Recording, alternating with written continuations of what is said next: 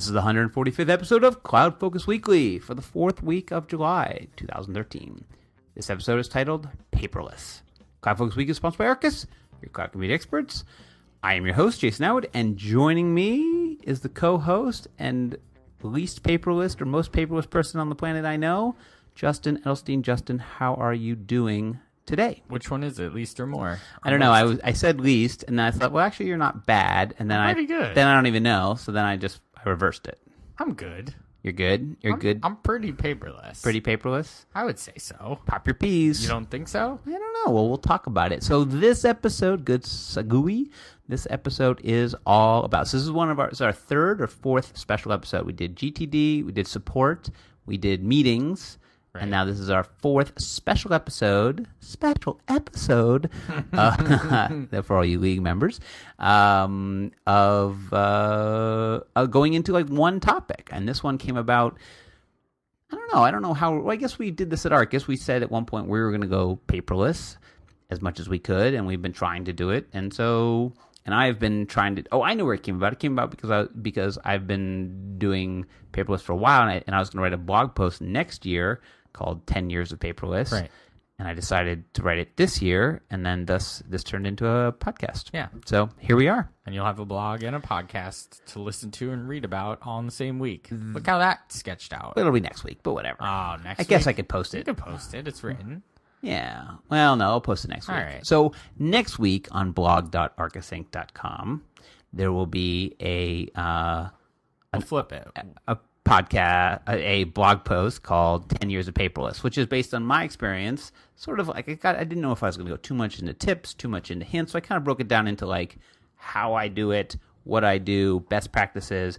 And at the end, I just listed out like gear. Everything you need to go paperless everything and you more. Need. So, everything you need and more. So, but this episode, we said we'd get into paperless and talk about it, talk about best practices and all sorts of other good stuff. How to do it, the do's and the don'ts, and then we will talk about the gear, which you will find also on the blog post. So if there's anything you miss, I will link everything to its real thing right next week in the blog. And then one of them is my pick of the week. Oh, it's not. I got to change it. Got to change that. That's my not change your pick of the week. No, change of the week. And then next week, when we come back, we'll talk about this week's blog post that'll be on the web, which is about sales activities and chatter. We'll get back to the good old Salesforce stuff. I was going to see if we can do a whole podcast without saying Salesforce? Salesforce. Without saying Google Wave? Google Wave. I don't know if we can do that. All right, everybody drink. All right, so I don't know the format of this other than let's just get into it. This one was a little bit less thought out than the GTD one, which was more of an interview. Right. Well, you could interview me if you want. I should have done that. I should have said, "Oh, you've been doing this for 10 years. Let me interview you." So why don't we on the fly? I'll start interviewing. I don't have any questions. Well, you've read the blog post, so I've given you. I've read your blog post. Yeah. I have it open in front of me too. So why don't we just start with the big picture? Why? Right. So, or what does it mean? Yeah, like why go paperless? And when you're doing paperless, what are you doing? Like, what does that mean? So before we do that, oh, come on, that's what I always do to you. It's awesome. I hate that. I love it. I'm going to. The listeners hate that. They told me. So I went back again. I thought I'd started in 2003. And so I went back to actually see when the first document that I scanned in, and what it was dated. And actually it was I found an e-statement from 2001. So my system is very simple. And again, it's all outlined in the blog post. But so I said, I've basically been trying to go paperless. Paperless is like GTD in that there's no end. You aren't the GTD master, or you're not the paperless. There is no absolute paperless society because we still get mail and we still get certain things, but paperless is a journey. And so I was saying I started in 2001 with a flatbed scanner where I started scanning, basically pictures because I like the concept of having pictures, and I had a digital camera and I was like, oh, I love this. I'm taking pictures and then I've just been doing it ever since and trying to go further and further along. And even to this day, I still am doing stuff to try to go paperless. So to me, there's like three pieces to it. Why go paperless? Yeah, why? Obviously, there's the environmental impact, right? In that paper itself comes from trees, and trees are limited, and that's it. That's the big why. It's really easy. The other thing is paper is really it's not a very good format. No, it's very unorganized. It's unorganized. There's no search. There's no search.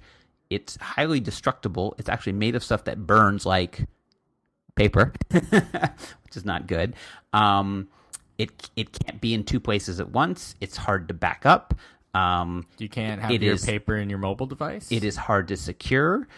There's just, millions of reasons. I've had situations where people said, "Oh, could you get me your, I don't know what it was like, your Con Ed bill from whatever time?" And I'm like, 4 seconds on my phone, boom, Con Ed, here you go. And I emailed them the Con Ed bill because I wanted to see it. I think maybe it's you wanted to ask about something. I'm like, oh yeah, let me see what it was. Oh yeah, 3 months ago it was, hey, here's the status. Because it's all paperless, so it's all flowing and it's all in many places and it's all backed up. And we talked about this last week. So that's a huge one. Productivity-wise, it's just easier. It's easier to do things that are, to keep it, and it's easier to find. To get your stuff. So for taxes this year, I was able just to put a folder and share that folder of all the documents that I needed with my accountant. I used to print out, because my accountant didn't like to have paperless, I used to have to print out these big documents and give them to him and say, here you go. Here's the stuff, and you go through them hand. But I'm like, no, here's a Dropbox shared folder of everything you need. Go for it. Never have to print a piece of paper. Taxes are a big area where paperless has come a long way in the last bunch of years. E-filing. Used to have to pay to e-file. Yep. Now I think it's free, right? You don't have to pay to e-file anymore. I don't know. Paperless when I used to do the taxes in TurboTax, it was like e-file for $25. I'm like, I think I'll mail it. Right. It's faster. It's easier. People send me documents to sign, and I can sign them within minutes. Before you could even turn on a printer, I could have it signed and sent back. So there's all sorts of reasons. Really, for the geek society, it's about having and organizing stuff that you can then find again. If you live in a city, space is limited, so paper takes up space. And if you look at your cabinets and have folders of stuff, well, it's no good. So right.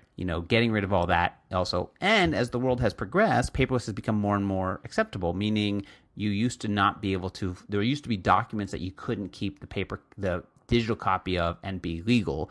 But now, basically, all statements, all tax returns, everything can be kept digitally, and that's okay. That's a valid format. You keep, in reading your blog post, I don't want to give the whole thing, but you keep so much more stuff than I do. It's unbelievable. Here's all these statements, all these bills and everything. I think e-delivery and e-statements are a huge thing for being paperless, right? You go to your mailbox, and for every bill or statement that you used to get in mail paper form, you no longer get, because they're coming to you via notification in your email box, and you click on it, and you land in your bill, and then boom. I just pay them, and that's it. I don't download them. I don't keep them. I don't care to keep them. I'm pretty sure I can go back and get them if I really, really wanted to.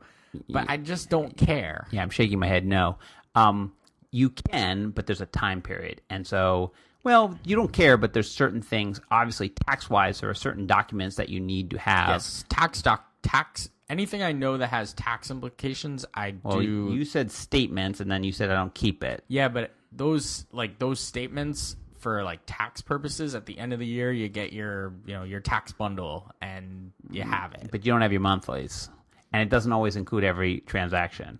So here's what here's this. I'll start it off. What should you keep? What should we keep? Tell me. I'm interested. Well, really what you need to have in the future. So I always like to think about this. What's my future self going to want? And I also look back over the past. What have I looked back in the past and needed? So any bill, any electronic bill, anything I keep, because I want to reference it in the future. I want to be able to go, what did I pay for that? What did I spend on that? How do I, do I need a copy of that receipt in the future? So, I had the guy come in and fix my GE, thing. Well, I want to go to my search and go GE repair and find the bill and find the plate, right. So it's really, I'm thinking about my future self to say, is that guy in the future going to want to look at that document? Yep. And the other thing is the future guy sometimes is a tax auditor, and that guy wants to look at everything. And so having more data actually is helpful because you can say, here's this, here's this. Here, I'll tell you what I don't put in. That's sort of, this will be no ATM receipts. Well, first of all, I don't get ATM receipts. So ATM receipts you don't need to keep. Receipts that are sort of like billing, like I go out to dinner or whatever, it's good enough to have that it actually shows up in your statement. So if you went to, well, that's why I need to keep the statement. So if you went to Chuck E. Cheese and ordered a pizza and called it a business expense, well, you better have a copy of that. So if someone comes back and says, well, where's your record that you paid for that at all? You can't say, I don't have one. So I have it twice because I write it in my Quicken, right? I have user software, and then I have it in my statement. I don't keep the actual physical receipt. Don't need it. It's in two places. So I don't keep that type of stuff. But statements, all tax documents, all e-bills, important letters. So I'll scan letters. I'll give you an example. My daughter's, she gets back her report card, her quarterly report. I scan it, throw it into a folder. Because in 4 years, I might want to go back and look and go, oh, look, I know she got this or this. Important letters from people. Anything that's really bank or money related, let's just say I keep it. Because you keep a lot more stuff. But the value of keeping it is so much, it's so easy to keep. And as we're going to talk about, and we'll give you all the hints and stuff of how easy it is to do, that the pain of not having it is so much greater than the tiny little value of keeping it, the little tiny little bit of effort it takes to keep it. And the systems now and the software and the scanning and the OCRing is all so good now that it's almost like you have to say, why wouldn't I keep it? So Con Ed bills, you need them because someone's going to ask for a Con Ed bill at some point in your life. Your statements for all your banking accounts, you're going to need those. Anything that you have any kind of tax related that you're going to write off, you're going to need a receipt. They're going to prove that you did it. Don't rely on this. And that's the other thing. You can rely on a company to keep a couple versions of it, but don't rely on them to keep it too far because they will only, each company revolves around, your cable company might keep e-statements for 6 months. Your bank might have 2 years. Your finance accounts, your IRA might keep them for 3. But if you just put in your system to always just download them and throw them in a folder, it doesn't matter how long they keep them. You got them. And that means you can get to them easier. So anyway, the first thing I said in the blog post is really just try to get everything. Get as as you can. Turn on e-statements. And what I do is 2 things. One is I obviously make sure I've got everything going e-delivery. The other thing about e-delivery is it's more secure. Like there's more mail, there's more fraud in regular mail than there is in email. I can't tell you how often I get in my mailbox somebody else's statement or something, or the person who used to live at my apartment's statements, and I'm like, now what do I do? Like, I just leave it there or give it to the doorman, or what am I supposed to do with this? And then who's gotten mine? Well, you also live in a wonderful, awesome apartment building. Yes. That has a lock and key to your mailbox. Lock and key, right. Go to the suburbs. Where's their mail? In the mailbox. Yeah, at the end of their driveway where anybody can roll up and grab whatever they want. Not even the suburbs. Well, everywhere. Everywhere else than the city where they put it under lock and key. Right. So our stuff goes under lock and key, and yes, it can get mixed up. So there's a security aspect to not having stuff. Then there's I like to not have to waste my time. And opening up a document and looking at it and paying it and whatever with it is more time than getting an email where I am anywhere. Give me an email because I could be on vacation. I could be in Kuala Lumpur. It doesn't matter. And if you've ever been in a situation where you're not home and you now have the ability to do all this stuff, it's very powerful. And you're like, you can make a transfer, you can do this, you can pay a bill. So part of also going to e-statements is also then saying, pay them electronically because now you can schedule them in advance and you can control it from afar, or you don't have to be waiting for that thing wherever you are. Right. So that's why I like it's very weird. You think back to when you certainly started working and even when I started working, I'm a little younger than you, like the decision to get direct deposit or not. Right. Right? Like that I remember my first job, I think I had direct deposit. My second job, I did not. And it was like, oh, here comes the guy walking around with the envelopes. This is so great. I love getting my check. But then it's like, oh, but then I have to go to the bank. I have to deposit my check. I have to wait a couple days for it to clear. I really wish I had direct deposit because I just already have the money. And banks know that if you have direct deposit, it's the highest stickiness at a bank is direct deposit. Second is bill pay. So they know if they get you to do it, that they'll get you to stay, and so they'll give you stuff for it. They'll give you free this, free that, free that. So that's another way to bargain with them.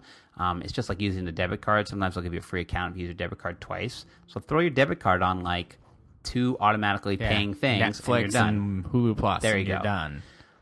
So here's what I do. Just so again, I was going to ask you another question. Right. Go for next. Excuse me.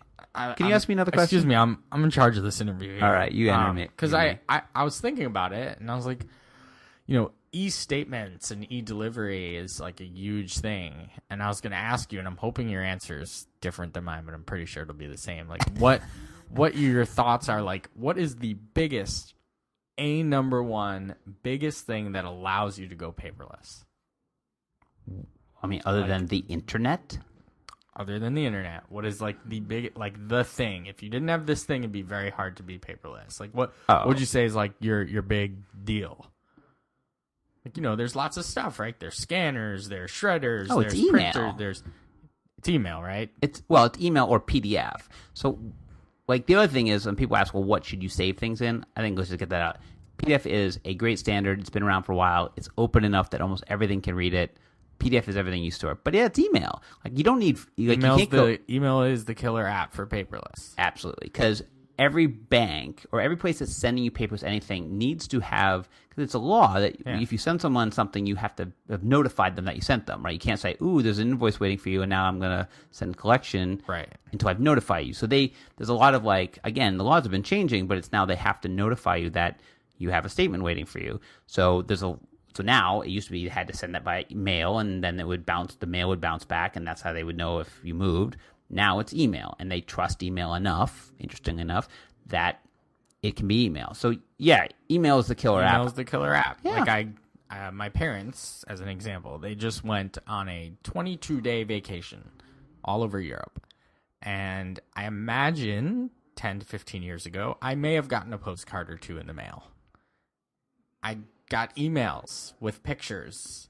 If you didn't see Facebook updates, because I did. Facebook updates for sure. But, more personal, like, hey, Justin, we, like, not for everyone in the universe. Dear, space, dear somebody. Dear Mergefield, right?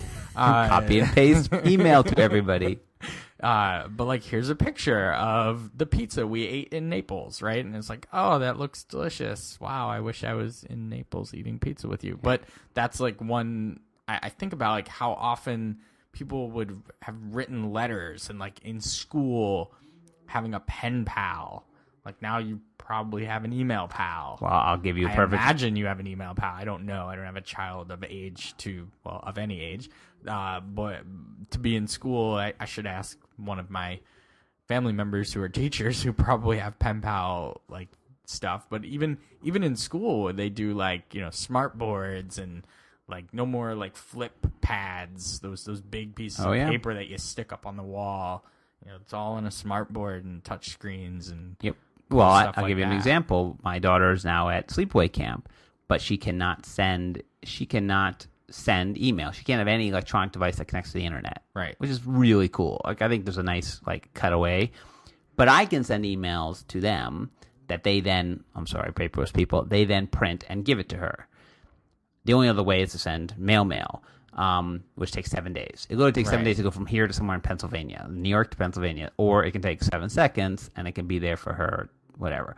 So, see, they should go paperless and just have an iPad or two that is used for just delivering those email messages to people. Yes, even that's kind of at camp. I don't know, whatever.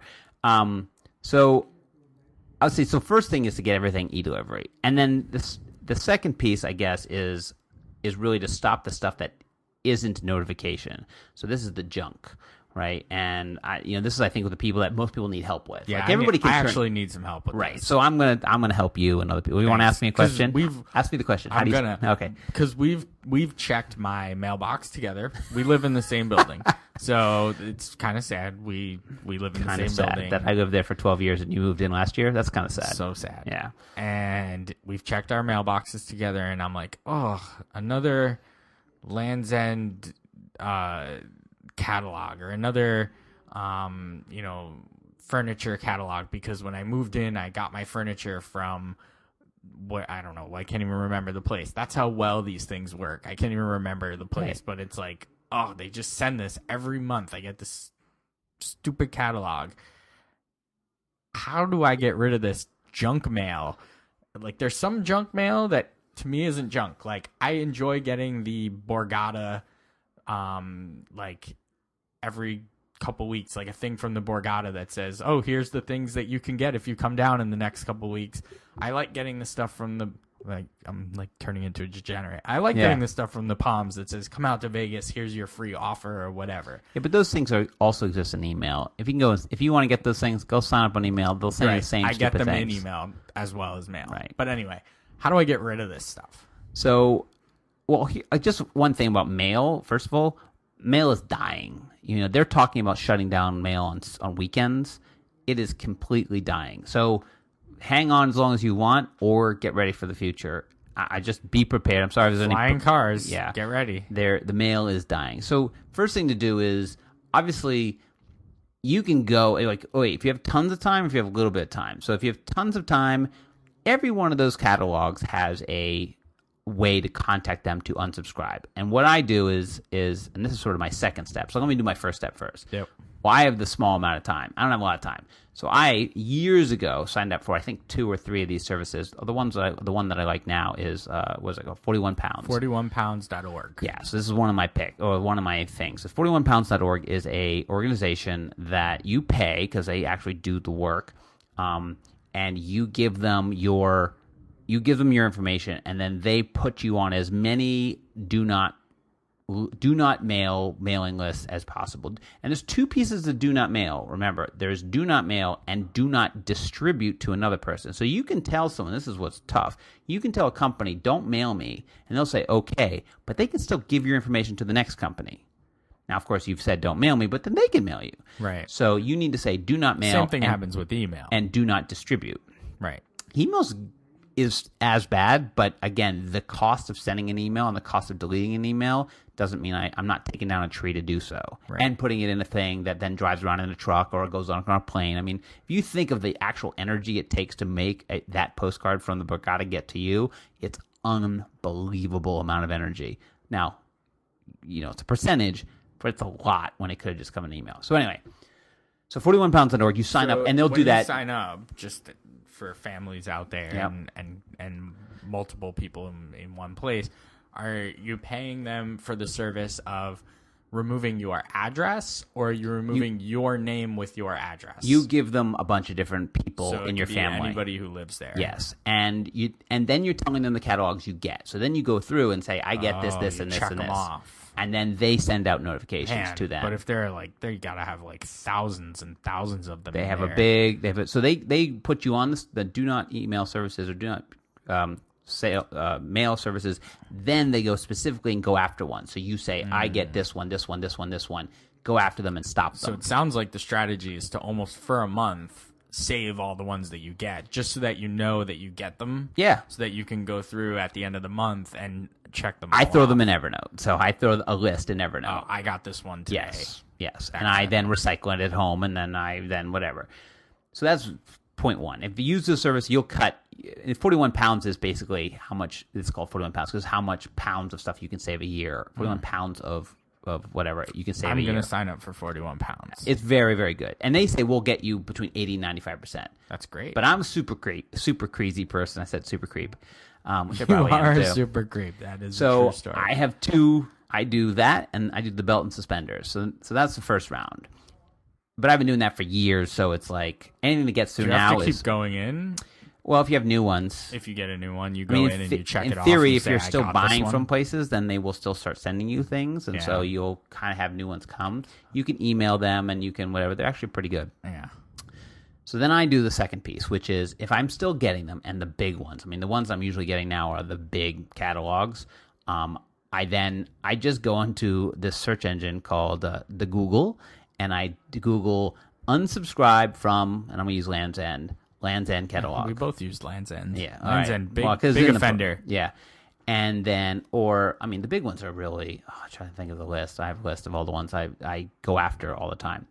Then usually you'll find their website, and then somewhere on the website, that'll be the link to a page that either gives you an email you can send to or a form you can fill out. And so you fill out the form and you fill out the email and you send it in. And then I go into Evernote and I track that I sent it to them. So I say, and they'll usually send you back. And I think I put in from the T collection, a customer care email. Sorry, so you go. We've added you to the do not whatever list. And remember, say do not send me anything more, and do not distribute my mailing address. You want to put both of those in the request, because without one, then they'll just send you to the next one. So I do that. Right, so I do 41 pounds. Then once that has sort of taken 80%, I'd say 75 to 80%.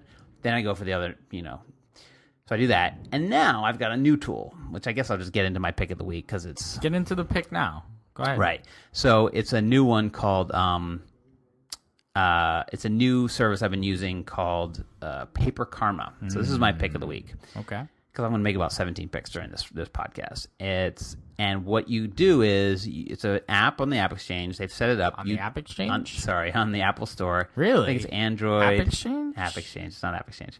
And you take a picture. You just take a picture of the mailing part that has the from and your to, and you upload the picture, and it says what address are they sending it to, and then you put in an address. So you say Jason Atwood, or I'll put my wife's name, or sometimes it's residence. So I have a bunch of addresses in there. You hit go, it uploads it, then they OCR it so they know who it is, and then they say we've contacted them to have them stop sending to you. Oh, so it's kind of like 41 pounds, but it's individual. So it's to get the 80 to 95%. This is all on the mobile device. Yeah, it's all on the mobile. And then you can check that's this. That's fantastic. I'd rather just do that than the 41 pounds. 41 pounds is really going to it's going to stop a lot more. So think of the 41 pounds as like the gorilla, the sieve, and then this is going to stop, and then this is like a rain jacket on top. So you're right. You're going to get more. I mean, you can try one or the other. I use both. What is this cost? I don't actually know. I'd have to search. You bought it once? It's not a subscription? Oh, not a subscription. It's just once. You just buy it once. Yeah. Either buy it once. You just take a picture of what the little like code, like the sticker on the. So in my blog post, I'll put a picture, but I'm going to actually now hand my phone. Show it to me so I can explain it to people. All right. So you're seeing. I'm seeing you. Hand you. Well, I'm not really seeing anything. Well, just go into status, whatever. Request status. Here we go. So. And then go into one that's. Do you mind if I say what some of these places Sure. are? Here's the success. Bloomingdale's. Yep. So sorry, Bloomies. Oh, okay. You take a picture of like the whole like the sticker that they put on top of the. They want you to or put, if it's printed on. You want them to. They say put a picture of the place of what they're sending it to you, right? And it theirs. has your wife's name, your address, and then it has Bloomingdale's on it as well. Right, and they OCR'd it, and then they contact Bloomingdale's and tell them to stop. Oh wow! And then you could say if they got it right or not. Yes. It says it succeeded 8 hours ago. Yes. I mean, I guess you won't know until you don't get a Bloomingdale's thing. That's correct. Kind of weird, but. Well, this was nice about this that's the thing about this that's nice, is then when you're standing at your mailbox and you get another Bloomingdale's one, you can then go in and look, is this one of the ones that I actually sent away to? I totally need to get this app because I get a lot of the same crap that you're getting. Yeah. All right. Which makes sense because we live in the same building. I'm sure that they just target buildings. So now let's talk about getting, I'll leave, okay, interviewer, what are you going to add? It's kind of funny that Victoria's Secret sends to the household and not to a specific person. Yes, it's very funny. I mean, I find that funny. Whatever. You know what I mean? So that's Paper Karma. It's a great app. I've been trying it for about, 2 weeks now. I haven't seen any repeat offenders, but I'll let you know like how it goes. I want to know if something that they said that they removed successfully gets through the cracks. Yeah. Maybe if it's like a different return address or something like that. Most places will tell you that their catalog system, and if you're in marketing, you'll know this, catalogs are usually way in advance. So even if you unsubscribe something today, you're probably going to get 1 or 2 more catalogs from them. So you kind of have to wait like 3, 4, 6 months to know. Doesn't mean you can't track it. Doesn't mean you can't say, hey, listen, stop. But anyway, so So that's the lower the amount of paper coming into your life. Now let's talk about the stuff that gets through. Let's bring this to the cloud. Okay. Can we bring this to the cloud? Sure. Because this is CloudFocus Weekly. CloudFocus Weekly. So clearly there are things that still get through and that you need to get through in paper form, right? There are ways to deal with those things. So how do you deal with something that does get through in a paper format that you want to keep, right, but you've got it now in a piece of paper, whether it came in an envelope or whatever, you've got this piece of paper and you need to process it and do something with it. So right. So how do you do that? So I'll tell you, so here's I call this scanning and shredding, and there's two parts to it, and I'll explain both sides of it. Scanning and shredding. Right. Okay. So everything that comes into my life that's paper goes into an in basket, right? Using GTD goes in basket, and then I go through that in basket whenever, once a week, and I take the documents and I scan them. I have used 2 document scanners. Both have been SnapScan, Fujitsu SnapScan. In fact, I just replaced my older model, which I think you now have. Yes, it's still working. I inherited, and I bought that. It works a little bit. Well, it's 2006. We're talking the software on it. Yeah. It crashes sometimes. 7 years old. It's fine. Still not bad. It does the trick. Right. I just bought the new IX500, which is the Dzank, and it's awesome. We actually have one here in the office. The idea is they're document scanners. You can stack up as many as you want. They scan into your computer, and then they OCR it, which means optical character recognition. So then they look across this document. They turn all that picture into words, and they push the words into the PDF, so they're all searchable. So if you went to Chuck E. Cheese on a statement or on a place and you scan it in, and then you search on Chuck E. Cheese on your desktop, you'll find that document, that PDF, which is pretty cool. So I scan them in, right? I then name them. So that's it. I give it a name. Everybody has a theory about this. There's a million of them. Here's what I've been doing for 10 years. I've actually been modifying it in the last 3 years, but here's what I do now after 10 years of doing it. I give it a date first. It's the date of whenever the thing is. So if it's a statement, it's the statement date. If it's an invoice, it's the bill, is the invoice, it's the date on the invoice. If it's a monthly invoice, it's the first day of the month of the invoice. So it's monthly, whatever. Most everything has a date.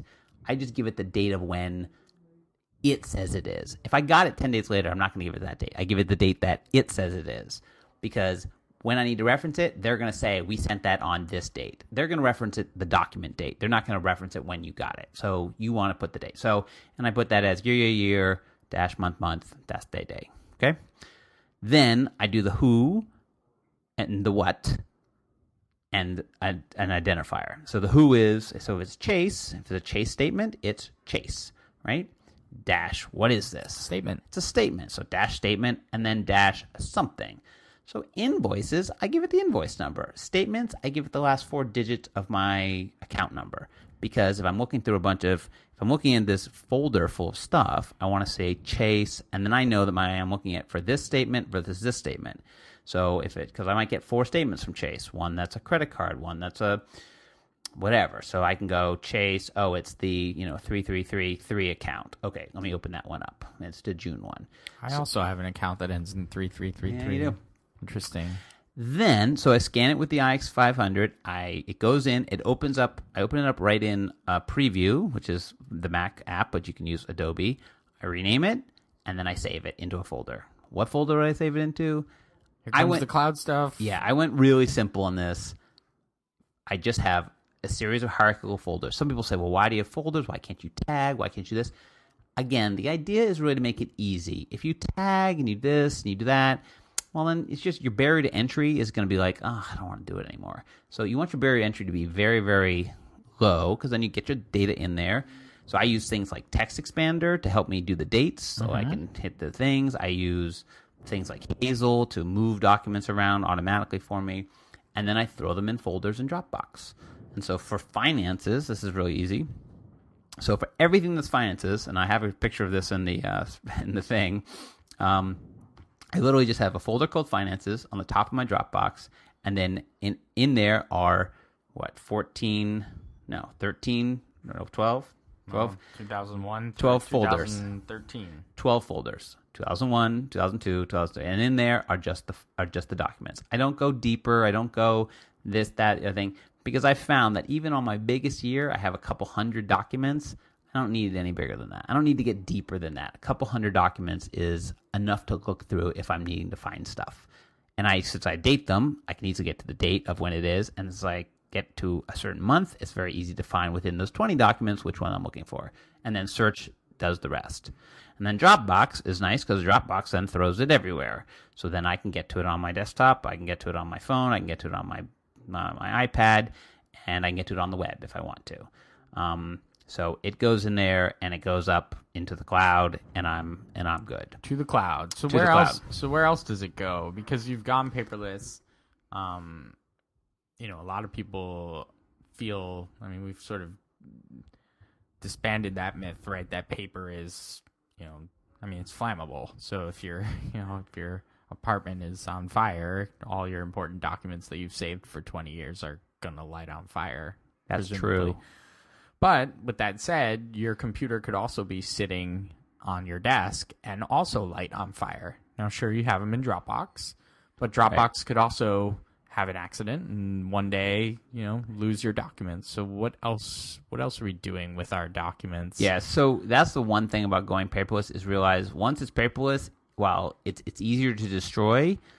And so you have to be more careful of it. So I like the backup theory that, someone said, if it's not in 3 places, it doesn't exist. So if any document that you want, that you think is important, it better be in 3 places. It's like if it's not Salesforce, it doesn't exist. That's exactly right. Honestly, Dropbox is just one place. Right. So it's even not though 2 it's places. Kind of 2. It's not 2 places. Because if you delete it in one, it's gone. So because it's one place. If you have a problem and if Dropbox decides to delete something and deletes it downward, it can cascade. So it really is only in one place. Even if you have it on 4 computers, unless you want to go and unplug that computer from the internet. You better get it off the internet real quick. Right. So it will automatically delete. That's why it's one place. Okay. So you got one place, Dropbox, which is, we'll just call that your computer's file system. Right. And it is. It's on my file system, and it's on the cloud. So maybe it's 1.5 places. Okay, 1.5. Then I use backup. I use Time Machine. At home, I've got a time capsule. Time Machine is Apple's built-in backup software that backs up on basically whenever you want it to once an hour. It's once an hour. It happens automatically. And any good backup system should be automatic. You should not have to think about it. You shouldn't have to do anything with it. You shouldn't have to say, time to back up. It should just happen because you won't do it otherwise. So you might as well just have it happen. It's nice. It happens wirelessly. The new Mac, the new OS even does it when it's sleeping. So like even when a computer is sleeping, it's in a power nap, it can still be backing up. It backs up automatically. And just because of this podcast, I went back and tried to find something from a long time ago because I had something on my desktop and just see if I can pull it back. Boy, was it easy. It was like go in Time Machine, scoot back in time, grab 4 documents, and say throw them right back on my desktop, and whoosh, threw them right back in, all wirelessly to my time capsule, which is the Apple backup thing. There are many different pieces of software that do this. Apple just happens to have a very good one. It's also a router, so that's nice. And and this is a little bit of, mine is not anywhere in sight in the house. So a little bit of security is that the Time Machine, and you can encrypt it, so if someone stole it, but you can't really find it. So my theory is you come in, you're rooting around my house, you're trying to steal all my stuff, you grab my Drobo, you grab my laptop, and you run out the door, you have a hard time finding the Time Machine. The reason I want a local and not say, oh, why aren't you just backing up to something else as well? Because if you lose a computer and you need your computer back, you want to be able to be back up and running as fast as possible. Calling up CrashPlan or Backblaze or any one of these places and saying, I need my data back, fine. Wait for them to send you the disks because you don't have a computer for 4 days. I say no. I say, I'm going to go Apple Store, credit card, bring home computer, plug in, restore from backup, and I might have lost 2 days. I might have lost 2 hours worth of work. Maybe. If I did 2 hours worth of data that somehow didn't get stored in the cloud, which for me is kind of crazy anyway. So that's one. And then belt and suspenders. That makes 2 total places where the data is. Yep. And then belt and suspenders, I use third-party backup software. So I use CrashPlan. That also backs it up. So it's literally backing up everything. Backs up everything off mine. Well, so at that point you can say... just select folders at that point? At that point you can select folders because you can say, hey, listen, do I need to back up, like, for applications? I used to have to back up all my applications, but now everything's in the App Store, And if I lose, like if I need to reinstall, let's say, TweetDeck on my thing, I know I can go click install, and it'll just install. Same thing with music. Same thing with iTunes music. Match. I mean, it's all just there. It is. So I don't know if I iTunes trust Match that. is like a free backup service for all your music. So that is enough. If you do it that way, you're pretty much covering yourself enough. You have an off-site version, you have an on-site fast version, and then you have sort of the day-to-day. So I would say more Dropbox isn't really for backup. It's more for convenience. So what we're talking about, this kind of segues us into gear. Well, right? I mean, you have one more about thing. Okay, one more. Because I didn't say it. So there's one more thing. One more thing. What's your one more thing? Well, it's the other side of security of E. Anything that has my address on it, or my name, or anybody in my family's name, or anything that has a number or anything, account. So this is the problem with paper, is that someone can grab your data in your mailbox and whatever, and then they have information that they can use to do identity theft or whatever. So anything that has any kind of number or any personal information, I shred. And I use a cross shredder, which means it doesn't just make the strips, as you saw in, what was the movie? Argo. Argo. They were putting the strips together. Yeah, you don't want that. You want the cross shredder. It cross shreds across it, so literally impossible to put back together. You want it to be easy. You want it to be fast, and you want it to be right next to where you are. So you just go boop, you don't want to even have to think about it. There are services and stuff that you can bring, like even in our building, to have a shredding service downstairs. They do. I don't want that. I want it next to my desktop so I can go and hit it. And so I use I've had two shredders in the last 8 years. I just bought this one. I guess I went a little bit, upgraded my Paperless this year. I use the Fellows CN or 79 CI shredder. I also have a Fellows shredder, but it's a crappy one. It's not a good one. It can only do 6 pages at a time. Yeah, this one has all sorts of features. It does auto. It doesn't get jammed. It'll like stop and trying it. It does all sorts of stuff. It's nice. I will say it's not as robust as the one I had right before it. The one I had before was like a monster. The one we have in our office is really good. That one's, it's okay. I like it. The other one is a little bit better. The one I have at home is better. It has energy efficient, which is good.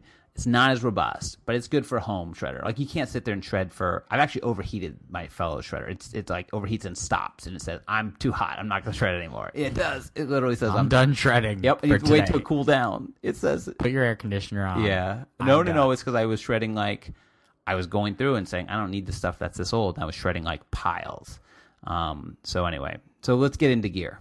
So yeah, I mean, scanner, shredder. Yep. So what else is essential? So ScanSnap, IX500 is cross-platform by Fujitsu. It's pretty much the best one on the market. There's a couple by some others. There's another maker, Neatworks has one. They have the pocket ones. I have that for a while. Yeah. That one's not very good. At that point, I would say just throw it in I just throw that paper into my briefcase and bring it home. It's like I'm going to carry like 2 ounces of paper or a pound scanner with me. Like, it doesn't make any sense. Bring the paper home.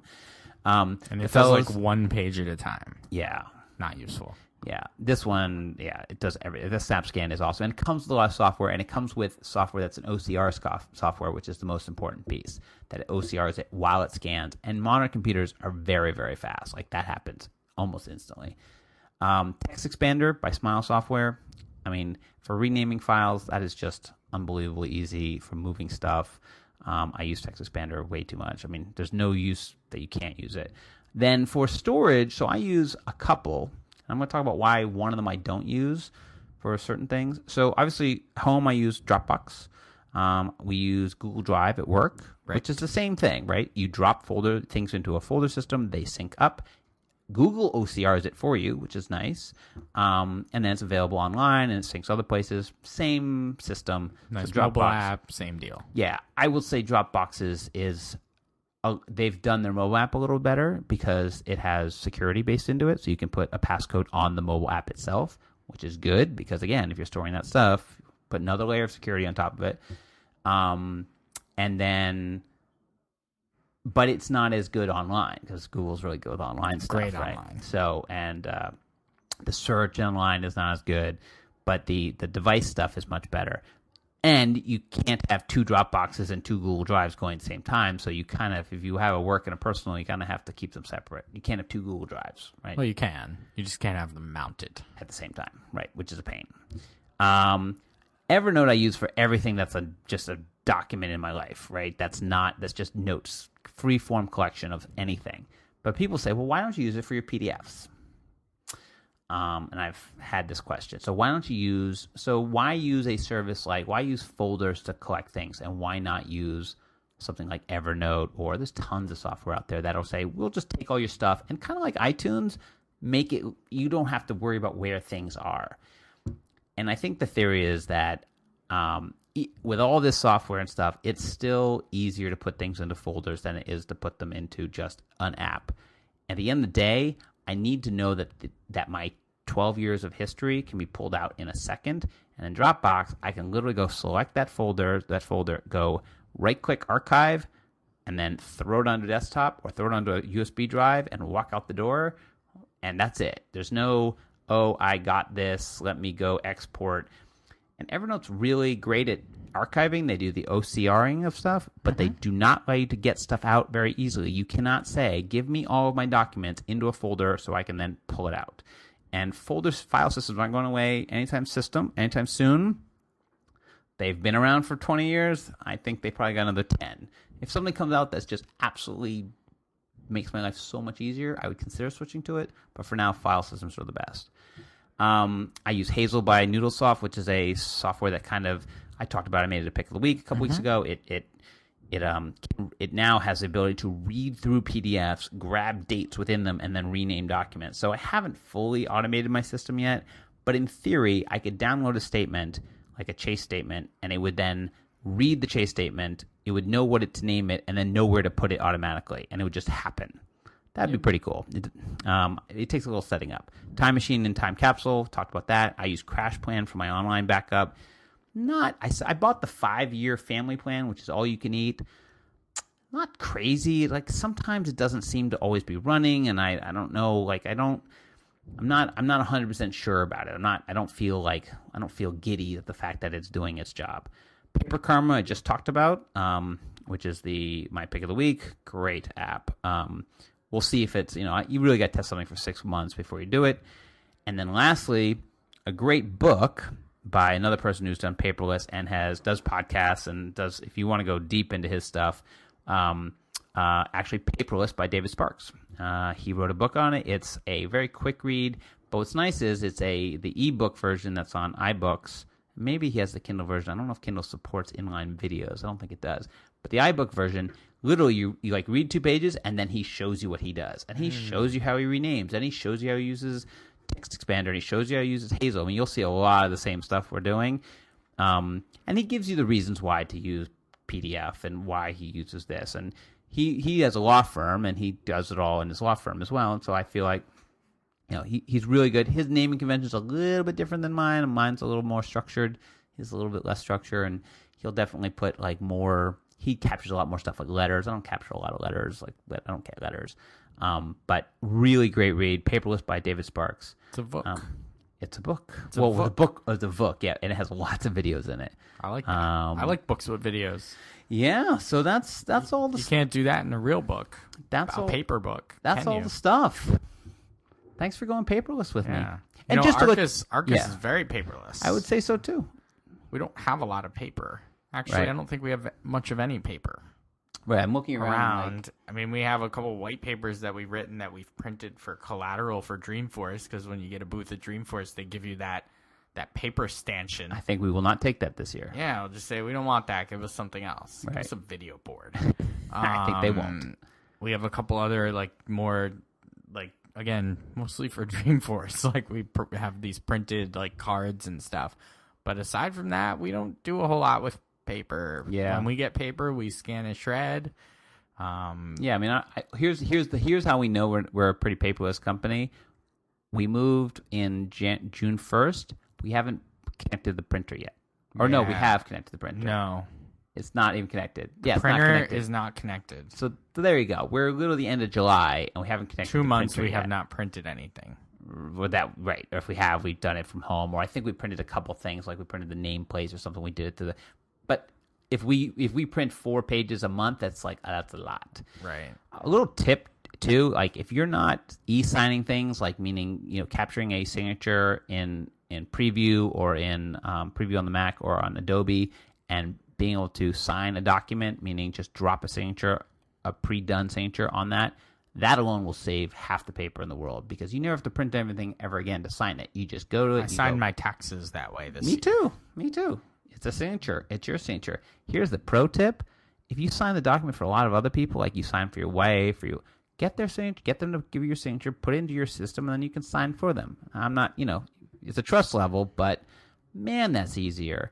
You get a document. Hey, could you sign this? I mean, I must sign 4 or 5 things a week, and they're like, "How did you get that back to me so fast?" I'm like, "Because I just opened it up Preview, I hit the signature thing, and I put in the date, and I saved it, and I sent it back to you."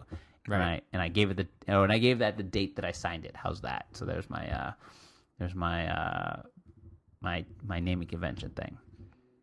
Great.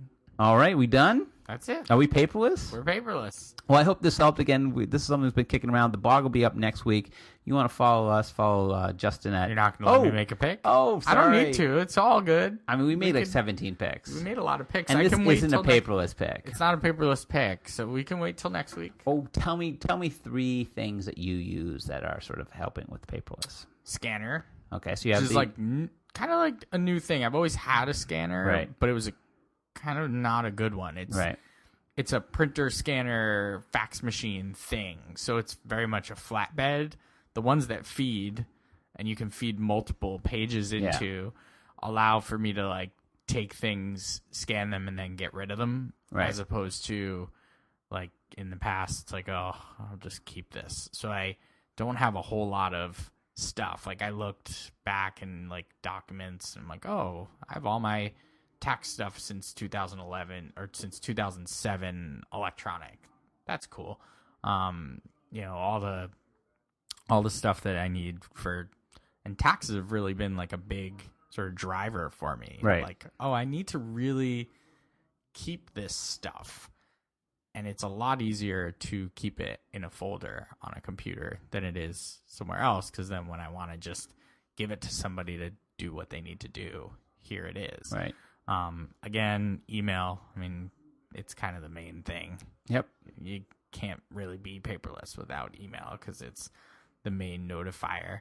And I really do think the smartphone has been a big piece of it, right? Because you can carry around thousands of documents with you in your pocket. Right. You don't need to, pack up the deck when you're going on a sales call. Let me print out the deck and, pack it up, and so everyone has a printout of what I'm about to talk about or whatever. Right. You can have it on your phone and you can project it. Right. Right.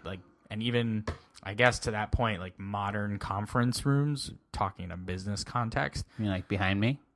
Well, yeah. I mean, their conference rooms 5-6 years ago were not equipped with flat screen TVs that you can just plug something into your computer and boom, you're on the flat screen. So people would literally print out packets, 20, 30, 40 page packets for a status report. One meeting. Sit there for an hour. You can sit there for an hour and have 300 pieces of paper. Right. That then get tossed in the trash afterwards. Modern day. Hopefully recycled, but whatever. Hopefully. Well, when I say trash, I mean recycle bin. But the modern day conference room, when you walk in, it's got a flat screen TV. If not, it's got a projector mounted to the ceiling or something that you can just plug an HDMI or a DVI or a VGA or whatever into your computer, and boom, it's on the screen, and you don't have to print out the 15-page deck or Excel document or whatever it is. Contracts, all that kind of stuff. All that stuff. Just even I would say web screen. Conferencing too. The amount that we do in GoTo and WebEx. By the way, GoTo down today, WebEx not.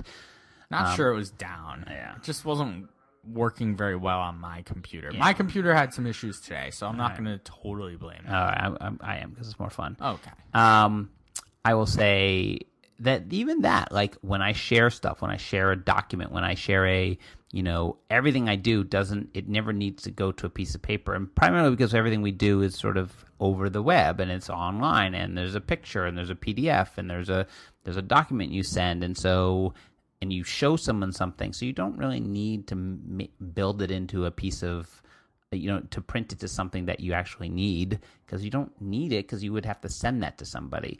So, I mean, again, it's so rare. And I have a big honking printer at home I didn't have a printer for like I hadn't printed for a long, long time, but I actually did something in business that I needed to have a good printer. So I bought a really nice printer, and it's, of course, lasted forever. It rarely gets used. But yeah, I mean, that stuff has really just changed the way we work. I mean, I think back and like when we worked at that big company, and just what I was describing, just the amount of stuff we would do for one meeting. Yeah. Someone would be responsible for printing in color. Oh, that was the worst. Well, that's a funny story. So side story, and then we'll wrap up here. When we worked at that big company, right, it actually had been just bought, or I think when you were there, it had just been bought or merged with another much, much bigger company. It was already done. Yeah. Which actually your dad used to work for. So that's kind of funny. Yeah. Well, our culture always was, we used to look at the bigger company that bought us. We were the smaller company. And again, small, I mean massive, but bought by Godzilla. And we used to be like, oh, those people, because every time they come to a meeting, they always print in color. And we, the smaller, whatever color, that still wasted tons and tons of paper. We print black and white. We never printed in color. But I always used to be like, and that was to be our cultural thing, because we know when we go to a meeting with that other big company, that they'd come in with their decks and they'd all be in color and be like, oh, you wasteful people. Meanwhile, I remember when you got there, I think it ended a couple years after I got there, but one of the things they would get, or my boss would get, was a computer printout. He'd get these stacks of paper. Do you remember that our friend also used to get them? I do. It was like transactions, old school, like stacks of paper, like the reams of, what do they call that? Computer paper that's like all connected, right? Like the dot matrix style reams of paper. And they would get them like stacked up like on a Monday morning. Someone stacked them, and they were all the trade receipts or trade something, and they'd have to, I guess the idea was that they would go through them, but they were just, so you see them start to stack up outside their office. You'd be like, what are those? Like, oh, those are the official trade whatever that, we get printed out and sent to us every week. You'd be like, really?